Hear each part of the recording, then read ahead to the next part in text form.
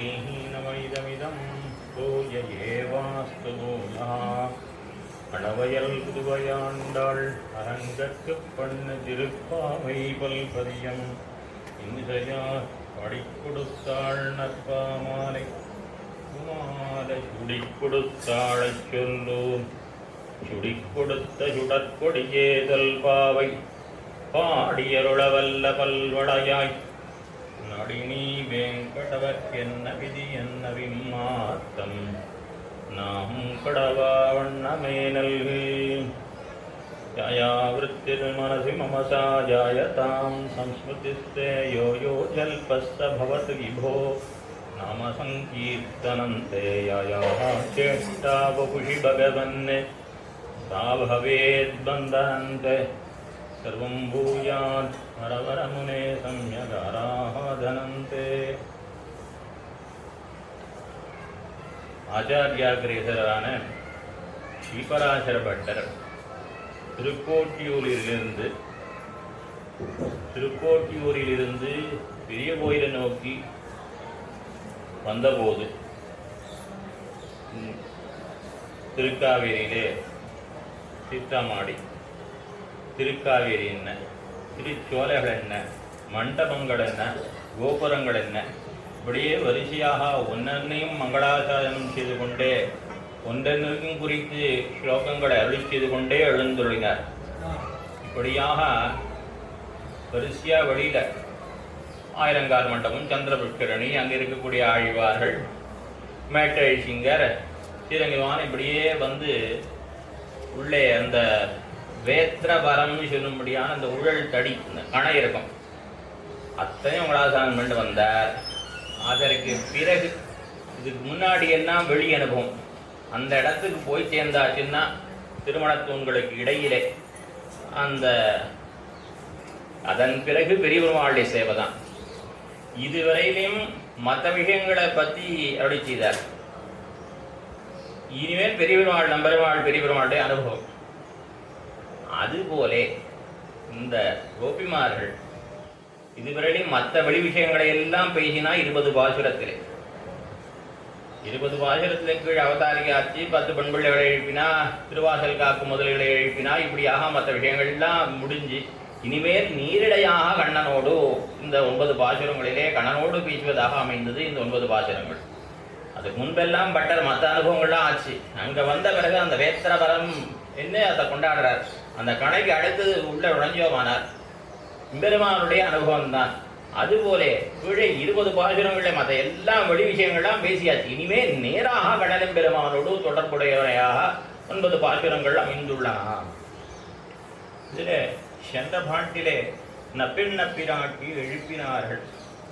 அந்த நப்பின்ன பிராட்டி கடுக வந்து திருக்காப்பு நீக்கி கதவை திறந்து அனுபவத்திலே வந்தால் நானும் உங்களிலே உறுத்தியன்னோ, உம்முடையாருக்கு நாம் காரியம் செய்யாதிருப்பனோ, உங்களுடைய குறையெல்லாம் நீக்குவோம் என்று சொல்லி நாம் எல்லோருமாக சேர்ந்து கண்ணன் பெருமானை எழுப்போம் வாருங்கோடு என்று சேர்ந்து எப்படி சத்துருக்கள் எல்லாம் இந்த எம்பெருமானுடைய அம்புக்கு தோத்து வந்து அடிமை செய்கின்றார்களோ அதுபோல நாங்கள் அவருடைய குணத்திற்கு தோத்து வந்தோம் என்று சொல்லி இந்த பாசுரத்திலே கண்ணன் எம்பெருமானை எழுப்புகிறார்கள். எழுப்புகிற பாசுரங்களிலே இது கடைசி பாசுரம்.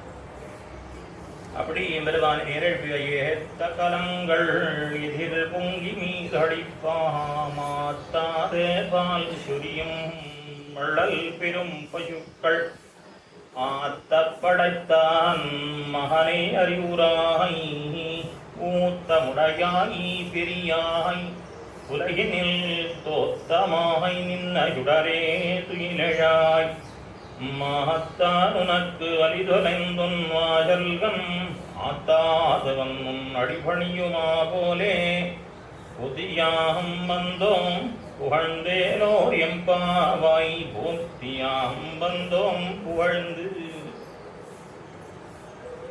ஏத்த கலங்கள் எதிர்பொங்கி மீதடிப்பா மாத்தாதே பால் சிரியும் வள்ளல் பெரும் பசுக்களாத்தப் படைத்தான் மகனே என்று முதல் 2.5 அடிகளாலே கண்ணன் பெருமானை எழுப்புகின்றார்கள். அப்படி எழுப்புகிற பொழுது நந்தகோபாலனுடைய சம்பந்தத்தை சொல்லி எழுப்புகிறார்கள். ஏற்கனவே 2 பாசுரத்தில் கண்ணன் எழுப்பியிருக்கார். உம்பரகோமானே உறங்காது எழுந்திடாய்னு சொன்னா 17வது பாசுரத்தில்.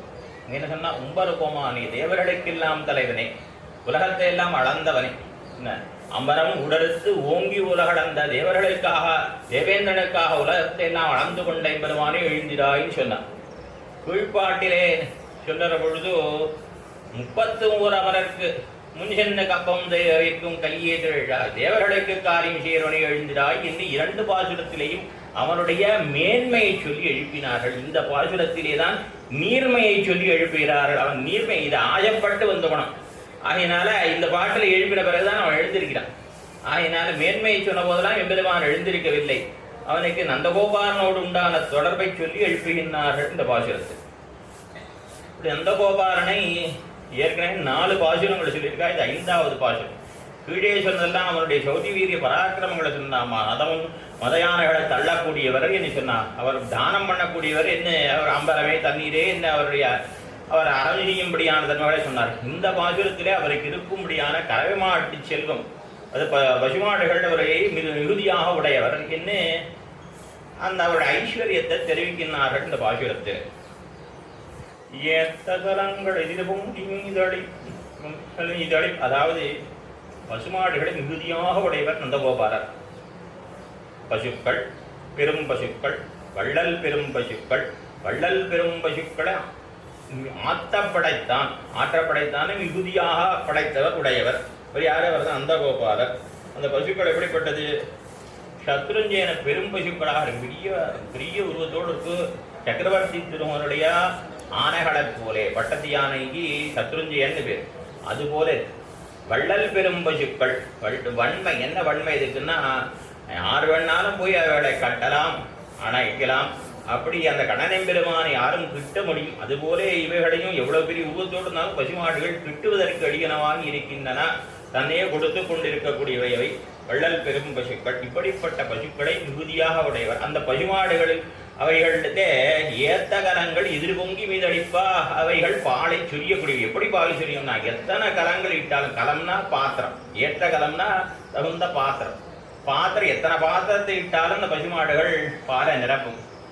பாலுக்கு குறைவே கிடையாது. நாம கலவிடாத புத்தமே ஒழியா, நம்மிடத்துல பாத்திரம் இல்லைன்னு வேணா குறைவு இருக்கலாமே ஒழியா, இந்த பசுமாட்டுக்கு பாலுக்கு குறைவே கிடையாது. திருமலையிலே திருவருவிகள் போலே, திருவேங்கடத்தில் இருக்கக்கூடிய திருவருவிகளை போலே அவைகள் பாலை சொரியக்கூடிய ஒரு இது பண்ணா தொட்டுட்டு விட்டா போறோம், அது பாட்டு சொரிந்து கொண்டே இருக்கும் பாரு. அப்படிப்பட்ட வள்ளல் பெரும் பசுக்கள், அப்படிப்பட்ட பசுக்கள் மிகுதியாக படைத்தவன். அந்த பசுக்கள் எப்படி பாரு சொல்லினா, இடப்பட்ட கலங்கள்லாம் பாலை அப்படி மேலே பொங்கி வழியும்படியாக பாலை தெரியக்கூடிய பசுக்கள் என்ன, இது மேலே தோற்றக்கூடியதான அர்த்தம்.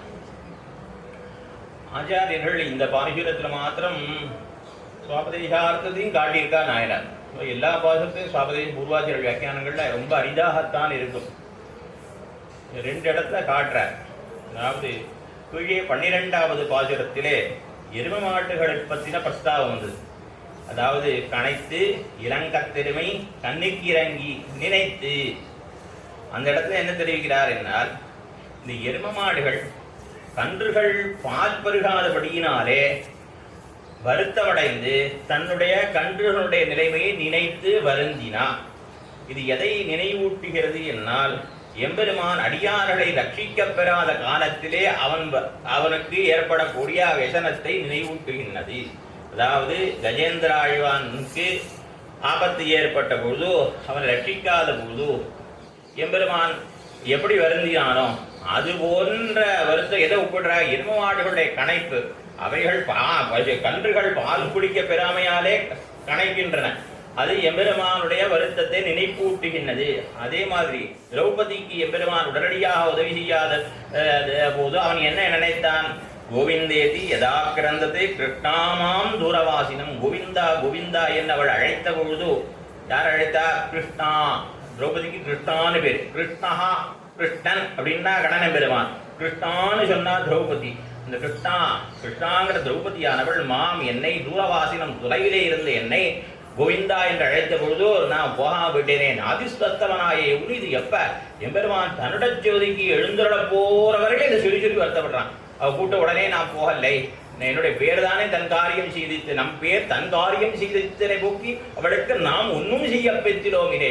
என் பேரு கோவிந்தாக நாமம் போட சொல்லிருத்தோ, நான் ஒன்றும் செய்யலையே என்று வருத்தப்பட்டான்.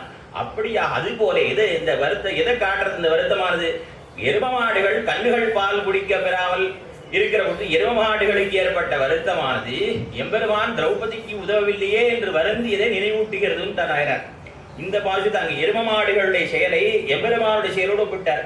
இங்கே பசுமாடுகளுடைய செயலை ஆச்சாரியருடைய செயலோடு ஒப்பிடுகிறார். இந்த பசுமாடுகள் எல்லாம் இடப்பட்ட கரங்கள் எல்லாம் நிறையும்படியாக மேலே மேலே பாலை சொரிகின்றன. இது எப்படி இருக்கிறதுனா, சிஷ்யர்கள் வந்தாட்ட செவி மடுத்தால் போகும், ஆச்சாரியர்கள் இடைவிடாமல் அர்த்தங்களை வருஷிப்பர்கள். அதைத்தான் இந்த பாசுரத்திலே காட்டுவதாக நாயனார் திருவுள்ளம் பத்துகிறார். ஏத்த கரங்கள் எதிர் பொங்கி மீதளிப்ப மாத்தாதே பாது சொல்லியும் வள்ளல் பெரும் பசிக்கள். அதாவது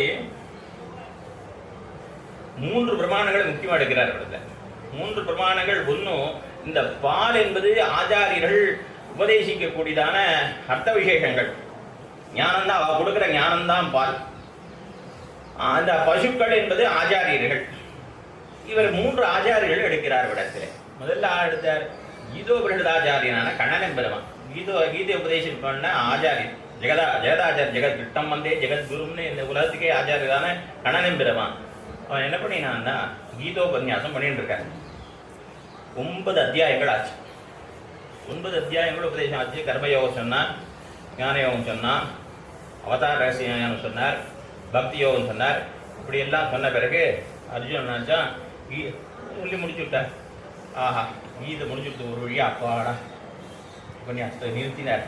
எப்போ நிறுத்துவார் காத்துட்டு இருந்தோம். ஒரு வழியா நிறுத்திட்டார். அவனுக்கு கேட்கிறவனுக்கு வருத்த சொல்றவன் வந்து பிரகாசம் அப்படியே கொஞ்சம் சிரிப்போடு சிரிச்சுட்டே சொல்றாராம் கண்ணன் பெருமான். அவன் கேட்கிறவன் அப்பா ஒரு வழியா நிறுத்தினான்ப்பா அப்படின்னு நினைச்சாலும் முடிச்சுட்டார். கீதை முடிச்சுட்டு 9 அத்தியாயம் தானே அவன் நினைச்சிருந்தான். திரும்பி ஆரம்பிக்கிறார். பூயேவ மகாபாஹோ சுணுமே பரமம் வசா எத்தேகம் பிரியமானாய வக்ஷாமி இதகாம்யா. அர்ஜுனா, திரும்பின்னு சொல்றேன் கேள்னா. திரும்பின்னு சொல்றியா? கீதை முடிச்சுட்டியே, நான் தான் முடிஞ்சு போச்சுன்னு நினைச்சேனே. இல்லை நீ சொல்லாதேன்னு இன்னும் சொல்லலையே. உனக்கு எங்கிட்ட பொறாமை இல்லையே, நான் சொல்லக்கூடாதுங்கிற எண்ணம் உனக்கு இல்லையே. நான் திரும்பின்னு சொல்றேன் உனக்கு. பூயேவ தடக்கையனே பாரதா அர்ஜுனா. பாரதனா பரத வம்சத்தில் பிறந்த அர்ஜுனனே, நான் ஒன்றும் சொல்றேன் திரும்பவும் சொல்றேன் கேள்னு சொல்லி திரும்பவும் அவன் கேட்கவே இல்லை. அவன் அவனை பொறுத்தவரைக்கும் முடிச்சாச்சு. கீதைக்கு 9 அத்தியாயம் தான் அவன் நினைச்சிருந்தான். இவர் இல்லைல்ல, நான் திரும்பியும் உனக்கு நிறையா சொல்ல வேண்டியதெல்லாம் பாக்கி இருக்கு, விட்டு போனதெல்லாம் பக்தி யோகம் தொடங்கி இன்னும் நிறையா சொல்லணும், புருஷோத்த வித்தியெல்லாம் சொல்லணும். அதனால உண்மையாக சரம ஸ்லோகம் சொல்லணும். ஒன்றும் முடியவே இல்லை, என்ன பொறுத்தவரையும் முடியலை. நீ முடிச்சுட்டு நினைக்கிற, அதனால இன்னும் சொல்றேன் திரும்பியும் சொல்றேன் கேள்வின்னு ஆரம்பிச்சானா. அது போல ஆச்சாரியர்கள் என்ன பண்ணுவா, விடவிடாமல் சொல்லுவா. இவன் சிஷ்யன் வந்துட்டா போறோம், அவன் காது கொடுத்துட்டா போறோம், அவன் காசு கொடுக்கணுங்கிற அவசியம் இல்லை, காது கொடுத்துட்டால் போறோம். இவா மேல மேல மேல மேல மேல அர்த்தங்களை வருஷிப்பார்கள். அதுபோல இந்த பசுமாடுகள் தான் இங்கே வள்ளல் பெரும் பசுக்களாக இவைகள் வருஷிக்கின்றன என்று இந்த கண்ணன் பெருமானை ஒப்பிட்டு இந்த பசுமாடுக்கு கண்ணன் பெருமானுடைய செயலோடு ஒப்பிட்டு காட்டினார். அடுத்தது நாரதர் வால்மீகிக்கு உபதேசம் பண்ணினதை காட்டினார். 3ஆவதாக ஒரு விஷயம் தெரிவிக்கிறார். சிவட்டு புராணத்திலே முதல் அம்சம், சிவட்டு புராணத்தில் முதல்ல 5 பிரிவு. முதல் பிரிவுக்கு முதல் அம்சம், நம்ம பிரதமாம்சத்தில் முதல் அம்சத்திலே 8வது அத்தியாயத்தில் இந்த சிஷ்யனான மைத்ரேயனுக்கு ஒரு சந்தேகம் உண்டு. ஆச்சாரியர் பராசரர், சிஷ்யர் மைத்ரேயர். இந்த முனிவர் பராசர முனிவர் மைத்ரேயருக்கு சொல்றது விட்டு புராணம்.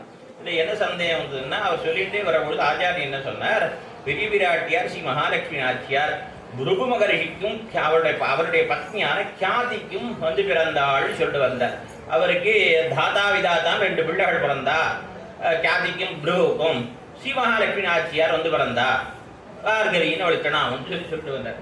உடனே மைத்ரேயருக்கு ஒரு சந்தேகம் வந்தது. என்ன சந்தேகம்னா, நான் கேள்விப்பட்டிருக்கேன் திருப்பார்கடலை கடைகிற காலத்திலே இந்த பீடாபியிலிருந்து அமிர்தமத்தன காலத்திலே பீடாட்டி தோன்றினாள்னு கேள்விப்பட்டிருக்கேன்.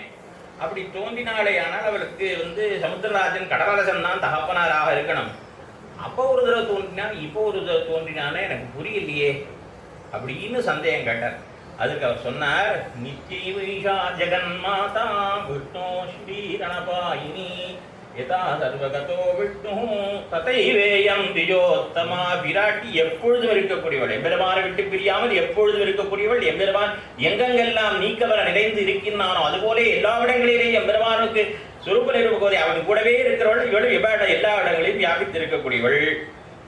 அந்த பிருகுவனத்தை பிறந்து ஒரு அவதாரம் துர்வாசனுடைய சாபத்தினாலே மறைந்த பொழுது மீண்டும் திருப்பார்களை தோன்றின பொழுது அது கடைந்த பொழுது தோன்றினாள். ஆகையினால அது அவருடைய அவதாரம் என்று கொள்ள வேண்டும் சொல்லி ஒரு கேள்விக்கெல்லாம் சமாதானம் சொல்லி முடிச்சுட்டார். முடிஞ்சுட்டு நினைச்சார் அவர். திரும்பி என்ன பண்ணார், அடுத்த அம்சம், அடுத்த விஷயத்துல 9வது இதான் சஷ்ணுனோ மைத்ரேயா. மைத்ரேயா இதையும் கேட்டுக்கோ. அவரை பொறுத்தவரை கேட்ட கேள்வி சொல்லிய சமாதானம் ஆயிடுச்சு. மைத்ரேயா திரும்பியும் சொல்றேன், இன்னொரு விஷயம் சொல்றேன், மேல சொல்றேன் கேட்டுக்கோன்னு சொல்லி இதஞ்சேஷுன மைத்ரேயா. அவன் இழக்க ஒண்ணாது, இன்னும் பல அர்த்தங்களை அவன் கேட்டு அறிய உஜீவிக்க வேணும் என்ன திருவுள்ளம்பத்தின் ஆச்சாரியன் இதையும் சொல்றேன், இன்னும் கேட்டுக்கோன்னு திரும்பி ஆரம்பிச்சாரான். அதுபோல ஆச்சாரியர்கள் விடவிடாமல் அர்த்த விஷயங்களை பொழிவார்கள். அதுபோல இந்த பசுமாடுகள்லாம் வள்ளல் பெரும் பசுக்கள், இவைகள் அர்த்தங்களை இவரைகள் பாலையிட விடாமல் சொல்லியும். சரி, வள்ளல் பெரும் பசுக்கள் ஏத்த கலங்கள் எதிர் பொங்கி மீதளிப்பா. எதிர் பொங்கி மீதளிப்பனா இட்ட பாத்திரங்கள் எல்லாம் மேலே வழியும்படியாக இந்த பசுமாடுகள் பாலை சொல்கின்றனான்னு அர்த்தம். அதுக்கு என்ன திருவுள்ளம் என்னார், அதாவது நம்முடைய ஆச்சாரியர்கள் அர்த்த விசேஷங்களை அனுகிரகிக்கிற பொழுது நம்முடைய சிஷ்யர்கள் தம்மை காட்டிலும் மீதூர்ந்து வரும்படியாக அர்த்தங்களை அனுகிரகிப்பார்கள். அதாவது அப்படி அனுகிரகிக்கிற பொழுது அந்த சிஷ்யனுக்கும் அந்த ஆச்சாரியனை மேம்பட்டு இவன் அர்த்தங்களை அருளி செய்கிறான் என்னால் இவனுக்கு அந்த ஆச்சாரியத்துக்கு தேவதா பிரதிபத்தி இருக்கணும். ஆச்சாரியனே தெய்வங்கிற எண்ணம் இருக்கணும். இப்படி நம்ம பல பூர்வாச்சாரிகளை நாம் பார்க்கிறோம். புத்திராதிச்சேத்து பராஜயம், சிஷ்யாதிச்சேத்து பராஜயம்னு சொல்லுவான். அதாவது தகப்பனார் ஊர்ல எல்லா இடத்தையும் ஜெயிச்சுன்னு வந்தாலும் தன் புத்திர இடத்துல தோற்கணும்னு ஆசைப்படணுமா. அதுபோல ஆச்சாரியனும் என்ன பண்ணுவாராம், தன்னுடைய சிஷ்ய இடத்தை தான் தோக்கணும்னு நினைப்பாராம். சிஷ்யாதிச்சேத் பராஜயம் என்ன எம்பார் எழுந்துள்ள இருந்தார் படத்திலே சில பேர்லாம் வந்தா இவங்களுக்கு சந்தேகம், சாயை போல பாடவல்லார் தாமும் அனுக்கிறர்களேன்னு எனக்கு பெரியாழ் திருவள்ளே சாத்து பாஷம் எனக்கு அர்த்தம் புரியலையேன்னா எம்பார் பார்த்தார். எம்பெருமானாரிடத்தை நாம் இந்த பாட்டுக்கு அர்த்தம் கேட்டிலோம், அதனால இவ கேட்டுவிட்டா கேட்டவாளுக்கு நாம் பதில் சொல்ல போகணும், என்ன சொல்றதுன்னு பார்த்தார். ஒரு நிமிஷம் பொறுத்துருங்கோன்ட்டு உள்ள எழுந்துருடினார். உள்ளே போனார். அவருக்கு எம்பெருமான அடுத்த தேவதா பிரதிபத்தி பத்மமெனத்திகள் பைங்களும் தன் பல்லவமை விரலும் பாவனமாகிய பைந்துவராடை பதிந்த மரங்களும் எம்பெருமானார் எப்பொழுதும் மனத்தில் கொண்டிருக்கக்கூடியவர். அதனால இல்லை எனக்கு இதுன்னு சொல்லக்கூடிய அளவில் இருக்கிறவர். அவர் என்ன பண்ணார், நேராக உள்ளே எழுந்துள்ளார். சுவாமியுடைய திருவடிகளை இருந்தது. சீமாதுக்கு தலையை தெரிச்சுட்டார். அர்த்தம் தோணித்து திருவடி இழப்பண்ணார். நேராக வெளியில் வந்தார். திருவடிகளை இழப்பட்டு வந்து பாடவல்லார் தாமும் சாயை போல அணுக்கர்களே. பாட்டக்கிரமம் வேற, அன்மய கிரமம், அதாவது அன்மய கிரமம் வேற.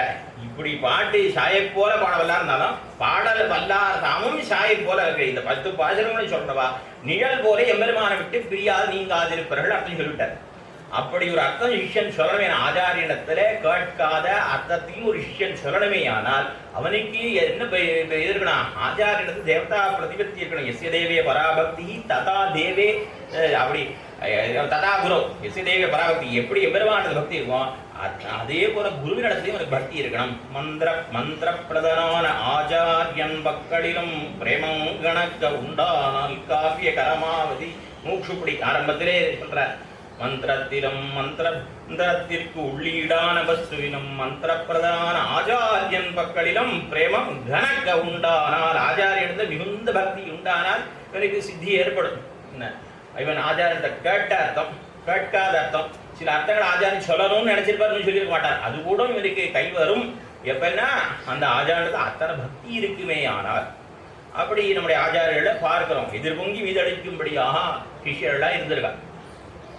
திருமாலை ஆண்டான் பகவத்கீதை காலக்ஷேபம் சாதிக்கிறார் சுவாமி எம்பெருமானார். உணில் வாழ்வீரே தொடங்கணும். இதற்கு முன்பாக வாயும் திரகலும் 2ஆம் பத்திலே திருவாய்மொழியிலே வாயும் திரைகளும் ஆழ்வாருக்கு மிகுந்த ஆர்த்தி, எம்பெருமானை அடையப்பெறாத துக்கம்.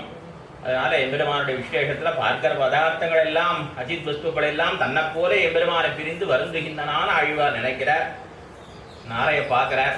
நாரைய பார்த்ததும் அவருக்கு என்ன தோன்றது, ஐயோ நாராய் உடம்பு வெளுத்திருக்கியே, நான் தான் எம்பெருமானை பிரிந்து வெளுத்து போயிட்டேன், நீயும் இப்படி நீயும் எம்பெருமானை பிரிந்து வெளுத்து போயிட்டியாங்கிற. கொக்கு நாரை குருகு இதெல்லாம் இயல்பாகவே வெள்ளை வெளியரம் தான் இருக்கும்.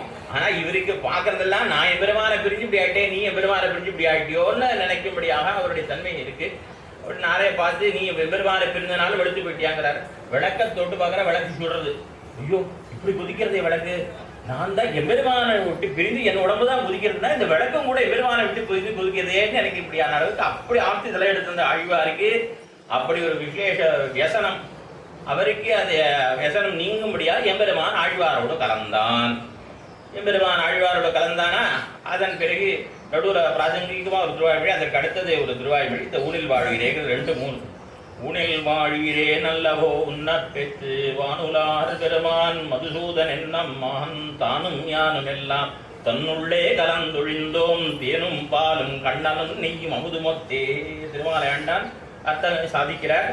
எம்பெருமானும் நானும் கலந்ததானது எப்படி இருந்ததுனால் தேனும் தேனும் கலந்தார் போலே கலந்தோம். எம்பெருமானும் நானும் பாலும் பாலும் கலந்தார் போலே கலந்தோம். கண்ணலும் கண்ணலும் கலந்தார் போலே கலந்தோம். நெய்யும் நெய்யும் கலந்தார் போலே கலந்தோம். அமுதும் அமுதும் கலந்தார் போலே கலந்தோம் சொல்லிட்டார்.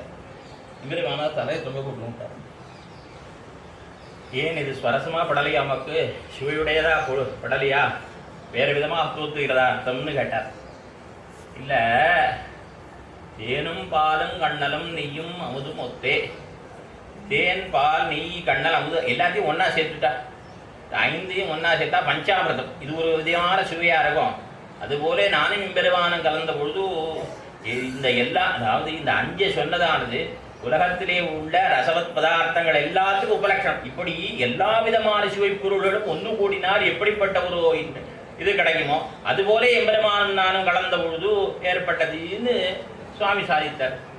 திருமால என்ன சொன்னா ரொம்ப நல்லா இருக்கு, ஆனா நீ இதுக்கு எப்படி அர்த்தம் சொல்லியிருக்கிறார். இந்த பாட்டில் இருக்கு எல்லாம் தன்னுள்ளே இருக்கு, எல்லாம் தன்னுள்ளே. எல்லா சுவைகளும் ஒன்று சேர்ந்தால் அது எப்படி ஒரு ஆனந்தம் உண்டாகுமோ அதுபோல எம்பெருமானும் நானும் கலந்த பொழுது ஏற்பட்டதே. இந்த எம்பெருமான் நான் கலந்தானது எல்லா சுவைகளும் ஒன்று கூடினார் போலே இருந்ததுன்னு பாட்டில் இருக்கு. அதை கொண்டுதான் சொன்னேன்னாராம். ஆக அந்த திருமாலையாண்டானவர் எப்படி எம்பெருமானாரை கட்டாட்சித்திருக்கிறார்னால் தன்னை காற்று அவர் மீதூர்ந்து அர்த்த விஷயங்களை அனுகிரகிக்கும்படியாக பண்ணியிருக்கார். ஆளவந்தாருடைய கட்டாட்சம்னே சிறுலாம் பாடிய தோழிடையில பார்வை செய்து இந்த இடத்தை வைத்து பார்த்தோமானால் ஏத்த கலங்கிறது எம்பெருமானார். வள்ளல் பெரும்பசுங்கிற திருமாலையாண்டான் வள்ளல் பெரும்பசுக்கள் ஆத்த படைத்தான்னா ஆளவந்தார் அப்படி கொள்ளலாம். இப்படி பலவிதமாக நம்முடைய பெரியோர்கள் காட்டியொழி உள்ளார். ஏத்த கலம்னா புறத்தாழ்வான் கொள்ளலாம், வள்ளல் பெரும்பசு எம்பெருமானார் என்று கொள்ளலாம். அது எப்படி என்னால் சுவாமி எம்பெருமானார் போதாய் ஆளவந்தாருடைய நியமனம். அவருடைய 3 திருவிரல்கள் மடங்கி இருந்த பொழுது விழிட்டாத்வைத பரமாக இந்த பிரம்மசூத்திரத்துக்கு பாஷ்யம் பண்ணுவேன் என்று சுவாமி சங்கல்பம் பண்ணியிருக்கார். அதற்கு சேர என்ன பண்ணணும், ரிஷிகளுடைய கிரந்தத்துக்கு ஒரு விவரணம் பண்ணணுமானால் ரிஷிகளுடைய விவரணத்தை மூலமாக கொண்டுதான் பண்ணணுமே ஒழிய தான் தோன்றித்தனமாக தன் மனசில் பட்டதெல்லாம் சொல்லக்கூடாது. சங்கரரும் பாஷ்யம் பண்ணினார். என்ன பண்ணினார் தெரியுமோ, சங்கர பாஷ்யத்துல முதல்ல தன்னுடைய அபிப்பிராயத்தெல்லாம் சொல்லிட்டார். இதுதான் அங்க இருக்குன்னு நான் உங்களுக்கு காட்டுறேன். அத்தியாச பாஷ்யம் சொல்லி சக்கர பாஷ்யத்துல தொடக்கத்துல தான் சில அர்த்தங்களை சொல்லிவிட்டு நிர்ணயம் பண்ணிட்டு பிரம்ம சத்தியம் ஜெகன் மித்யா தன்னுடைய அபிப்பிராயம் பூரா சொல்லிவிட்டு நான் சொன்னேன் இது அங்கேயும் இருக்குன்னு காட்டுறேன், ஜாசருடைய சூத்திரங்களையும் இருக்குன்னு காட்டுறேன்னு ஆரம்பிச்சார். அப்படி கிடையாது சுவாமி பெருமானார். அவர் பூர்வாச்சாரியர்கள் எப்படி காட்டியிருக்காரோ அந்த ரீதியில காட்டுறவர். ஆகையினாலே பகவத் தொடங்கும் போது ஸ்ரீபாஷ்யத்தை பகவத் போதாயனகதாம் விஸ்தீரணாம் பிரம்மசூத்திரவர்த்தியும் பூர்வாச்சாரியாக சஞ்சிக்ஷிபு தன்மதானுசாரேன சூத்திராட்சராணி வியாக்கியாசியந்தேன்னு பகவத் போதாயனர் அவரை விருத்தி கிரந்தம் அனுகிரகித்திருக்கார் பிரம்மசூத்திரங்களுக்கு வியாக்கியானமாக. அதை சுருக்கி பூர்வாச்சாரியர்கள் டங்கர், திரவிடர், குஹதேவர் இவாள்லாம் சங்கிரகித்து பண்ணியிருக்கா. அதை அனுசரித்து சூத்திர அக்ஷரங்களுக்கு வியாக்கியானம் பண்ணுகிறேன் என தொடங்குறவர். அப்படி தொடங்கணுமானால் அப்படி தொடங்குவதற்கு முன்பு என்ன பார்க்கணும், போதாயனவர்த்தி கிரந்தத்தை சேவிக்கணும். அந்த போதாயனவர்த்தி கிரந்தமானது பாரத தேசத்திலே வடக்கே காஷ்மீரத்தில் மட்டும்தான் இருக்கு, வேற எங்கேயே கிடையாது. அந்த காஷ்மீரத்துல சாரதா பீட்டத்துல ஒரே ஒரு பிரதி தான், ஒரே ஓலைச்சோடி ஒரே கட்டு தான் இருக்குங்க. அதை சேவிக்கணும் என்பதற்காக சுவாமி இங்கிருந்து புறப்பட்டு சிஷ்யரோடு எழுந்தொழுகிறார். அங்கே போன பொழுது வாங்கி அங்கே தான் வாசிக்க முடியா இருக்கு, அதனால் வாங்கி வாசித்து கொண்டிருக்கிறார்கள். அப்படி இருக்கிற பொழுது எம்பெருமானார் எந்த கட்டை எடுத்து வாசின்னு இருக்காரோ அதற்கு அப்புறம் உள்ள அடுத்த ஓலை சுவடிகள் அந்த இதெல்லாம் அடுத்த தாளபத்திரங்களா புறத்தாழ வாசிச்சுட்டே வராங்க. எம்பெருமான ராத்திரி சேனிச்சின்ற பிறகு எம்பெருமான வாசியும் எடுத்து வாசிக்கிறார். இப்படியாக இப்படி ஒரு சில நாள்கள் ஆனவாறே அங்கே இருக்கக்கூடியவரெல்லாம் இருந்த வித்வான்கள் எல்லாம் இவர் இந்த கிரந்தங்களை எல்லாம் வாசிச்சுட்டோ நம்முடைய மதத்தை இல்லை செய்ய போகிறார், அவரை அழிக்கப் போகிறார், நசித்து இவர் நம்முடைய மதமான நம்முடைய கருத்துக்கள்லாம் நசியும்படியாக, அதாவது தோற்கடிக்க போகிறார் நம்முடைய அத்வைத்தத்தை என்ன அந்த ராஜாவுக்கு யாரோ சொல்ல போகவே அவன் இவரிடத்தை இந்த ஓலக்கட்டெல்லாம் வாங்கிடுவோன்னு சொல்லிட்டான். ஆகினாலே அவர்கள் நிர்பந்தித்து இவற்றை பறித்து கொண்டார்கள்.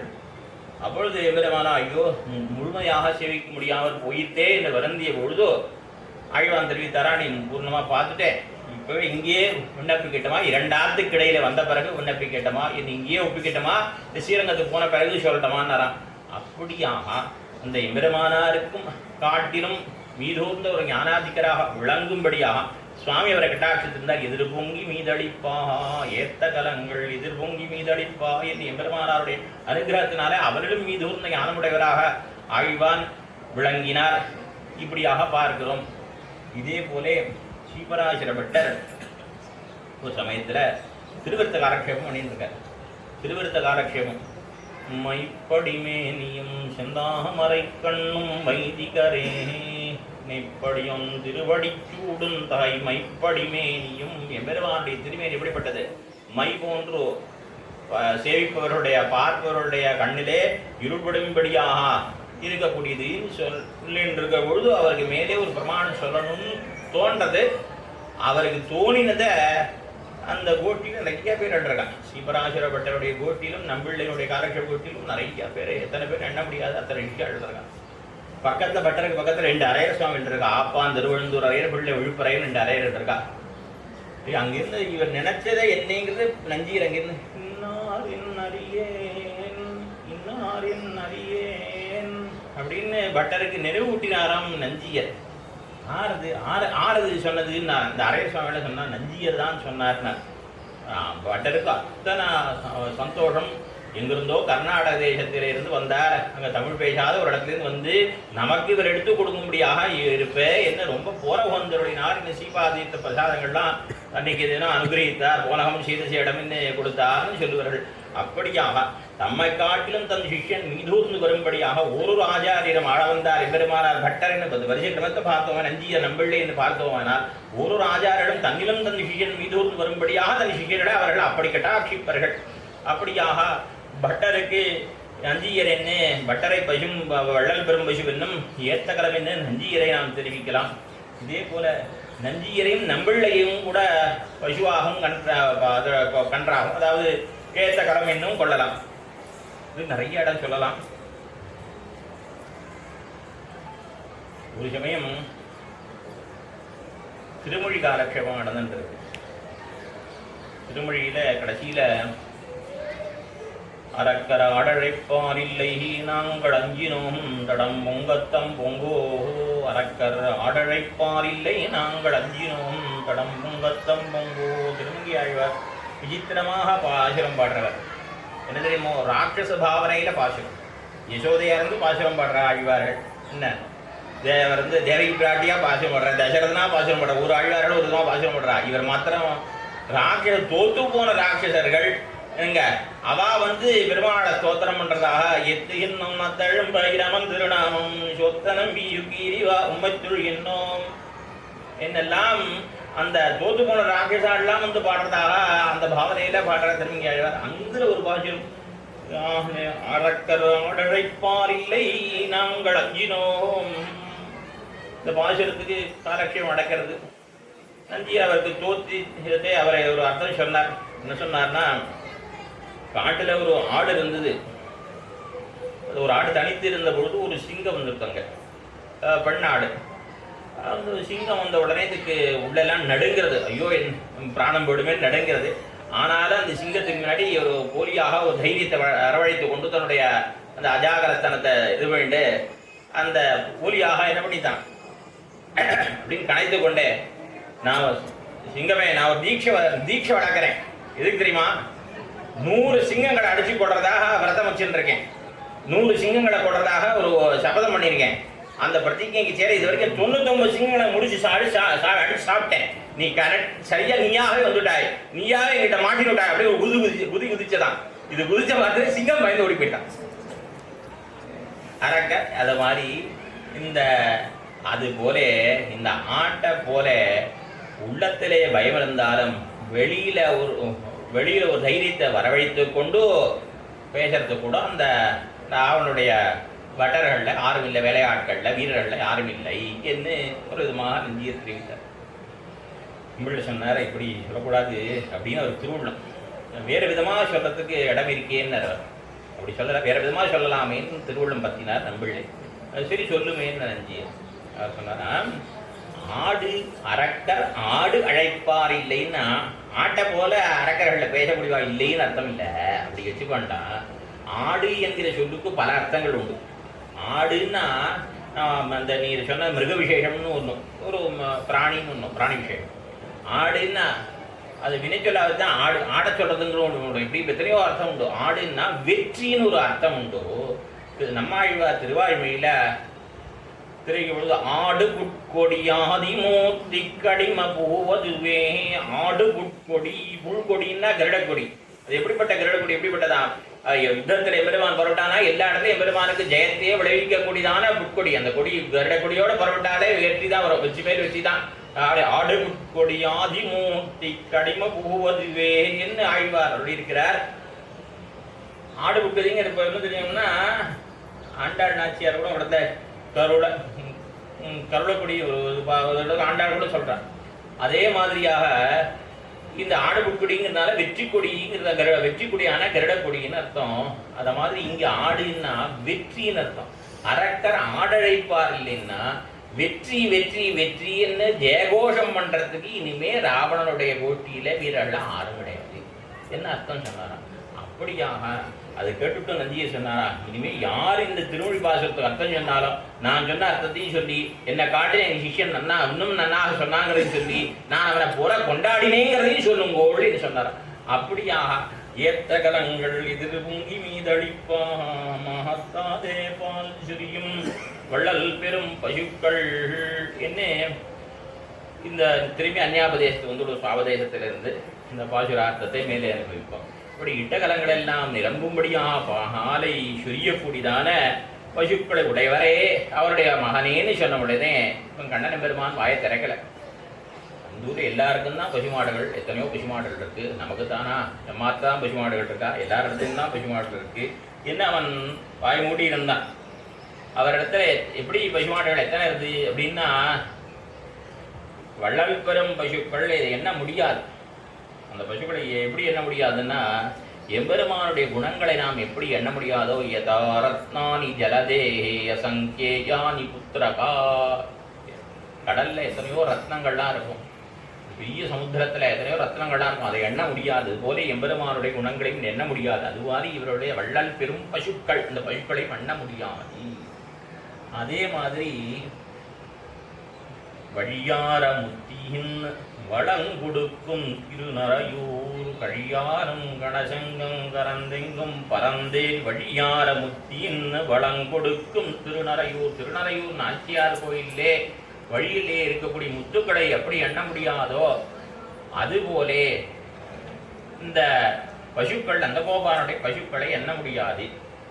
வெண்ண விழுங்கி வெறும் கலத்த வெற்புடையிட்டத நோஜ கேட்கும் கண்ணபிரான் கத்த கல்வி தன்னை காக்ககில்லோம். கண்ணபிரான் கற்ற கல்வின்னா அவன் செய்யக்கூடிய தீம்புகள். என்ன பண்ணுவான், ஒரு களத்தில் இருக்கக்கூடிய வெண்ணையை முழுக்க சாப்பிட்டு பானையை கொண்டு போய் பாறையில் போட்டு உடைப்பான். பாறையில் ஒவ்வொரு களத்தையும் ஒரு பானையை ஒரு பாறையில் போட்டு உடைப்பான். ஏன்னா அந்த பாறையில் அது பொட்டும் உடையிற போது அந்த சந்தோஷம், அதை கேட்டு ஒரு சந்தோஷமா. இந்த மாதிரி எத்தனையோ தீம்புகள், இதெல்லாம் அவனுடைய தீம்புகளை எப்படி எண்ண முடியாதோ அதுபோல இந்த கோபாலனுடைய பசுக்களையும் எண்ண முடியாது. இப்படியாக நிறைய இதெல்லாம் நாயனார் பல திட்டாந்தங்களை எல்லாம் காட்டுறார். அப்படி ஈரிலவன் புகழ், எம்பெருமானுடைய குணங்களுக்கு எப்படி முடிவில்லையோ அதுபோல இந்த பசுமாடுகளுக்கு முடிவில்லாத பசுமாடுகள். அமர்யாத க்ஷுத்ர சலமதிரசூயா பிரசவபூ தக்னோ துர்மானி ஸ்மரபரவசோ வஞ்சனபரா நிசம்ரா பாபிஷ்டா என்ன சம்சாரிகளுக்கு இருக்கக்கூடிய அனாத்ம குணங்கள், தீய குணங்கள், அதை என்ன முடியுமோ என்ன முடியாது. அது மாதிரி அந்த பசுமாடு அந்த கோபாலத்தில் இருக்க பசுமாடுகளுக்கு என்ன முடியாது என்று பல உதாரணங்களை எல்லாம் காட்டுகின்றார். இப்படிப்பட்ட அந்த பசுமாடுகள்லாம் எப்படி இருக்குன்னா, அந்த பசுமாடுகள் ரொம்ப வன்மையுடையவனாக வள்ளல்தனம் உடையவை, நன்னாக பாலை பொழியக்கூடியவள். எப்படி நம்முடைய ஆழ்வார்கள் எல்லாம் அர்த்த விஷயங்களை சாதிக்கின்றார்களோ அதுபோல அந்த பசுமாடுகள் அப்படின்ட்டு ஆழ்வார்களோடு ஒப்பிட்டு வேறு பேசுகிறார். அதாவது நம்மாழ்வார் யாருமே போய் அவரை கேட்கல, ஆனாலும் வீடுமின் முத்தமும் வீடு செய்தி என்று தொடங்கி ஒரு பத்திலையும் எப்படி உபதேசம் பண்ணினாரோ யாராவது போய் கேட்டார் நம்மாழ்வார்கிட்ட நீ உபதேசம் பண்ணோம் ஆழ்வீர் அப்படின்னு கேட்டாரா, கேட்கல. ஆனாலும் எப்படி உபதேசம் பண்ணினாரோ அதுபோல இந்த பசுமாடுகள் எப்படி அருள்மாறி, திருமங்கி ஆழ்வாருக்கு அருள்மாரின்னு பேர், நம்மாழ்வாருக்கு இன்பமாரின்னு பேர். அருள்மாறி அருளையே மழையாக பொழியக்கூடியவர் திருமங்கி ஆழ்வார். அவர் கூட்டு உபதேசம் வரோம். சொல்லுகேன் வம்மின் முந்துர உரைக்கேன் விரைக்குழல் மாதர் கடவார் கலவிய விடுதடுமாறல் என்று ஸ்திரீகளுடைய சம்சேஷத்திலே மனம் கொள்ளாதீர்கள் என்று கூப்பிட்டு உபதேசம் பண்றார். அதுபோல சொற்பொருளாடீர் சொல்லுகேன் மம்மின் சூழ்குணல் குடந்தையே தொழுவின் என்னை அழைத்து ஆழ்வார் உபதேசம் பண்ணுகிறாரே திருவங்கி ஆழ்வார். அதுபோல வன்மை யாருக்கு உண்டுன்னா இந்த பசுமாடுகளுக்கு உண்டு என்ன பல பிரமாணங்களை எல்லாம் எடுத்து காட்டுகிறார்னா, நானும் சொன்னேன் நமரு முறை மின் நமோ நாராயணமே என்ன அழைத்து எல்லோரும் நமோ நாராயணாயான்னு சொல்லும் போது எப்படி திருவங்கி அழைத்து உபதேசம் பண்ணுகிறாரோ அது போன்ற வன்மை உடையவை இந்த பசுக்கள். வள்ளல் பெரும் பசுக்கள், வள்ளல் பெரும் பசுக்களாக படைத்தான் விகுதியாக இந்த பசுக்களை உடையவன் இந்த நந்தகோபாலன், எண்ணற்ற பசுக்களை உடையவன். அந்த நந்தகோபாலன் ஆற்றப்படைத்தான் மகனேன்னு சொன்ன பொழுது இவன் உடனே எழுந்திருக்கல. உடனே இவனுக்கே உண்டான அடையாளங்கள், அசாதாரணமான அடையாளங்கள் எல்லாம் சொல்லி எழுப்பிறார். மகனே அறிவுராயின்னு உன்னை யாருன்னு நினைச்சிட்டு இருக்க? நாங்கள் ஸ்ரீவைகுண்டத்திற்கு வந்திருக்கிறோமா, க்ஷீராப்திக்கு வந்திருக்கிறோமா, விசிஷ்டாதிகள் நியமிக்கும்படியான அயோத்தியைக்கு வந்திருக்கிறோமா? நீ எங்களுக்கு என்ன இவ்விடத்திலே வந்து தோன்றி இருக்கிறாய். அப்படிப்பட்ட நந்தகோபாலனுடைய கடைத்தரையிலே நாங்கள் வந்து இருக்கின்றோம். ஆகையினாலே இனியும் நீ உறங்கி கிடக்கல் ஆகாது என்ன அறிவுராய். அவன் என்ன பண்ணிட்டு இருக்கான்?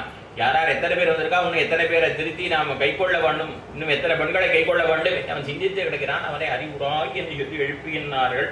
அப்படி எழுப்பிற பொழுது அவன் வர வேண்டும் என்பதற்காக அவனுக்கே அசாதாரணமான உள்ள சில விஷயங்கள், அவனுக்கே உண்டான தன்மைகளை சொல்லி எழுப்புகிறார்கள். மேலே அறிவுரா ஊத்தமுடையாய், ஊற்றமுடையாய், திருடப்பிரமாண சித்தனானவனே, உறுதியான பிரமாணத்தினாலே சித்திப்பவனே, அதாவது அபௌருஷேயமாய் நித்திய நிர்தோஷமாய் இருக்கக்கூடிய வேதத்தாலே பிரதிபாதிக்கப்படுபவனே, திருடப்பிரமாண சித்தனாய் இருக்கைங்கிறார். அபௌருஷேயம் என்னால் ஒரு மனிதனாலும் இயற்றப்படாதது. ஒரு மனிதன் ஒரு நூலை இயற்றினா, ஒரு புஸ்தகத்தை எழுதினான்னா அவனுக்கு என்ன இருக்கும்? அஜ்ஞானம் இருக்கும், அந்யதா அஜ்ஞானம் இருக்கும், விபரீத ஞானம் இருக்கும், அவன் அறியாத பல விஷயங்கள் இருக்கும். ஒரு பொருளை இன்னொரு பொருளாக, மஞ்சள் காமால வந்தவன் பார்க்கறதெல்லாம் வெண்மையான வஸ்துக்களா அவனுக்கு மஞ்சளா தெரியும். அதனால ஒரு பொருளினுடைய தன்மையை மாறாடி நினைப்பான், அதுக்கு அந்யதா ஞானம் பேரு. ஒரு வஸ்துவையே மாறாடி நினைத்தா அதுக்கு விபரீத ஞானம்னு பேரு. இருட்டுல தூண் இருக்கிறத பார்த்து திருடன் நினைச்சான்னா அதுக்கு விபரீத ஞானம். அதனால ஒரு மனிதன் எழுதினா அதுல அவனுக்கு இருக்கக்கூடிய தோஷங்கள்லாம் இருக்கும். ஆனால் வேதமானது அபூர்வையும் ஒரு மனிதனால் இயற்றப்படாது, நித்திய நிர்தோஷம். எந்த நாளும் வேதத்திலே எவ்விதமான தோஷமும் கிடையாது. அப்படிப்பட்ட வேதத்தாலே பிரதிபாதிக்கப்படுவதனை ஊற்றமுடையாய் பிரியாய், ஊற்றமுடையாய் பிரியாய். அதனால அத்தனை அந்த வேதங்களாலேயும் அளவிட்டு அறிய முடியாத பெருவுடையவனே, ஊத்தமுடையாய் பிரியாய். வேதங்கள் எல்லாம் இந்த எம்பெருமானைத்தான் சொல்லுகின்ற. நாராயண பரா வேதாக சர்வே வேதா எத்பதம் ஆமனந்தி என்று எல்லா வேதங்களாலும் சொல்லப்படும்படியான பெருவுடையவனே, ஊத்தமுடையாய் பிரியாய். திரும்பி ஊத்தமுடையாய் பிரியாய்க்கு இன்னொரு விதமாக வியாக்கியானம் பண்ணுகிறார்கள் ரெண்டு வியாக்கியாத்தர்கள் எல்லோருமே. ஊற்றமுடையாய் உறுதி உடையவனே, அடியார்களை ரட்சிப்பதிலே மிகுந்த உறுதி பூண்டவனே. எத்தனை பேர் அடியார்களை ரட்சிக்க கூடாது என்று தடை செய்தாலும் கூட, அது விராட்டியே செய்தாலும் கூட, சில சமயங்களை விராட்டி கூட உடனே நீர் பாட்டுக்கு ரிஷிகள்கிட்ட போய் வாக்கு கொடுத்துருந்துட்டீர், உமக்கும் ராட்சர்களுக்கு என்ன சண்டை, விரோதம் இல்லாத இருக்கும் பொழுது நீர் அவர்களுக்கு இப்படி வாக்கு கொடுக்கலாமா என்று விராட்டியே சொன்னாலும் கூட, அப்பொழுதும் கூட அப்பியகம் ஜீவிதம் ஜக்யாம் துவாம் வாசிதே சலக்ஷணாம் என்று நான் உயிரை காட்டிலும் மேலான உன்னை விட்டால் விடுவேன், லக்ஷ்மண விட்டால் விடுவேன், கொடுத்த வாக்க மீறமாட்டேன், அடியார்கள் ரட்சித்தே தீருவேன் என்று சொல்லக்கூடியவனாக உறுதி படைத்தவனாக இருக்கானே, அதுதான் ஊற்றமுடையாய். எத்தனை பேர் தடை செய்தாலும் இல்லை, சுக்ரீவனை விபீஷண அழிவானை ஏற்கக்கூடாது என்று பல பேர் சொன்ன பொழுதிலும் கூட பெருமாள் என்ன பண்ணார்? அவனை உறுதியாக நின்று ஏற்றுக்கொண்டார். ஒருத்தரும் சொல்றான் வரிசையாக. முதல்ல மகாராஜர் மகாராஜன்னா சுக்ரீவ மகாராஜன். ராவணேன பிரணீதம், ராவணனாலே அனுப்பப்பட்டவன். தமவேகி நிஷாச்சரம் அஸ்யாகம் நிகிரகம் மண்ணே க்ஷமம். அதனால நிகிரகம் தான் பண்ணணும். நிகிரகம் பண்ணுறதுனா சாதாரணமாக இல்லை. அப்படியே அவனை என்ன பண்ணுறான், பத்தியதாம், இவன் கொல்லப்படட்டும். பத்தியதாமேஷ தீவிரேன தண்டனை, கடுமையாக தண்டித்து கொள்ளணும். சாதாரணமாக கொள்ளக்கூடாது இவனை. என்ன இவாள்லாம் கையில் பாறையும் மரத்தையும் தூக்கி நிற்கிறார்கள் இவர்கள்லாம். ராவணசிய நிஷம்சசிய பிராதாக்கிய விபீஷணா, கொடிவனான ராவணனுடைய தம்பி, கொடுமை கடைசி அரக்கனான். அதனால சும்மா விடக்கூடாது. பஞ்சனச்சி வைக்குமென்கால் பாவையை பிரித்த பாவையை வஞ்சவனுக்கு இளையவனிவன். ஆகினாலும் சும்மா விடக்கூடாது, கடுமையாக தண்டிக்க வேணும் என்று சுக்ரீவன் மன்னாடுகிறான். அதே உத்தரவு எல்லாருமே சேர்ந்து விட்டார். அங்கதனை கேட்டா, சத்ரோஹோ சகாஷாது சம்பிராப்தா சர்வதா சங்கியதாமயம். சத்ருவனத்தை வந்திருக்கான் இவன். இவன் ஊருக்கால் நம்பக்கூடாது, நம்பத்தக்கவனே அல்லன். எப்பொழுது சந்தேகிக்கத்தக்கவன் தான், நம்பத்தக்கவன் அல்லன்ட்டு அங்கத பெருமாள் அப்படி சொல்லிட்டார். அதுக்கு மேலே பெரியவரான ஜாம்பவானம், அதேஷ காலே சம்பிராப்தா வரத்தகாத இடத்திலே வரத்தகாத நேரத்திலே வந்திருக்கிறான். ஆயாலேவன் நம்பத்தகாத வரிசையா எல்லாரும் கூடாதுங்கிறார். இப்படி இத்தனை பேர் சொல்லிட்டு வந்தாலும் பெருமாள் என்ன பண்ணார், கண்டிப்பாக அவனை ஏற்றுக்கொண்டுதான் தீருவேன் என்று எம்பெருமான் சரணாகத பரித்தியானம் அருகி பிராணான் பரித்திய ரட்சித்தவியா. ஒரு எதிரி வந்து சரணாகதி பண்ணா கூட உயிரை விட்டாத அந்த எதிரியை காப்பாற்ற வேண்டும் என்று சொல்லியிருக்கிறார்கள் பெரியோர்கள். ஆகினாலே அவசியமாக அவனை அனுகிரகம் பண்ணுவேன். சர்வேவ பிரபன்னாய தபாஸ்மீதி ஆச்சதே மித்திரபாவேன சம்பிராப்தம் நத்தியஜேய. மித்திர பாவத்தோடு வந்தாலும் கூட அவன் நத்தியஜேயம், அவனை விடமாட்டேன். கதஞ்சன ஒரு பொழுதும் கைவிட மாட்டேன். ஏதத் விரதமாய், நீ இது என்னுடைய விரதம், கைவிட மாட்டேன்னு சொல்லி மேலே சகிருதேவ பிரபன்னாய தபாஸ்மீதி ஜாச்சதே அபயம் சர்வபூதேபியோ ததாமியதத் விரதம். ஒரு தடவை பிரபத்தி பண்ணினோன்னு பொருட்டோம். நாமானா உன்னுடையவன் சொன்னாலும் சரி, அவன் என்னுடைய இடத்துக்கு வந்தாலும் சரி, அவரை நான் எல்லா பூதங்களிலும் எல்லா உயிர்களிலும் அவர்களுக்கு ஏற்படக்கூடிய அத்தனை ஆபத்துகளிலும் நான் அவனை ரட்சிப்பேன் என்று சொல்லி எம்பெருமான் அவனை அங்கீகரித்து எப்படி இருந்தான். இந்த தடுத்தவனான சுக்ரீவனையை கூப்பிட்டு, கதிரோன்மைந்த கோதிலாதவனை நீயே என் வயிறு கொணர்ந்து என்னான். கதிரோன்மைந்த சூரியனுடைய புத்திரன் சுக்ரீவன். அதனால கதிரோன்மைந்த கோதி இல்லாதவனை, குற்றமில்லாதவனான் அந்த விபீஷாழ்வானை நீ இடத்திலே கொண்டு வருவாய் என்று சொன்ன மாத்திரத்தை அவனும் அமஜாப்யந்தராத்மாயம் சுத்தம் வேத்தி விபீஷணம். என் மனசு கூட உன் மனசு அப்பேருந்து இந்த விபீஷன் நல்லவனா தான் இருப்பான்னு சொல்றது அப்படின்னான. அப்படி அவன் சொல்லும்படியாக பண்ணி ஏற்றானே. அப்படி ஊற்றமுடைய அடியார்களை ரட்சிப்பதிலே ஊற்றமுடையவன், உறுதியாக நிற்பவன். ஊற்றமுடையாகி பெரியாகி அந்த எம்பெருமானுடைய பெருமையை நாம் அளவிட்டு அறிய முடியாது. எப்படிப்பட்ட பெருமைனா விதமாக காட்டினா, உன்னொன்று செங்கண் மால் யான் உரைப்பது அடியால் என் செய்வன் என் செய்வன் என் செய்வன் என்னே இருத்தி நீ எல்லாம் செய்தாலும் அடியார்களுக்கு நான் ஒன்றும் செய்ய பெற்றிலோவே, இன்னும் அவளுக்கு என்ன செய்வோம் என்னே இருக்கிறியே. அப்படிப்பட்ட பெரிய உடையவன் எம்பெருமான். எதோபாஜோ நிவர்த்தந்தே அப்பிராபிய மனசாசா. எம்பெருமானை அறிமுற்பட்டு சென்னதான ஆனந்த குணத்தை அளவிடலாம் போன மனசானது, மனத்தோடு கூடிய வாக்குகள் அவனை அளவிட்டு அறிய முடியாமல் திரும்பினன்னு தைத்திரிய உபனிஷத்தில் சொல்லப்படுகிறது. எப்படிப்பட்ட பெருமையுடையவன், அவன் அளவிட்டு அறியவே முடியாது. அப்படிப்பட்ட பெருமை உடைத்தவன்.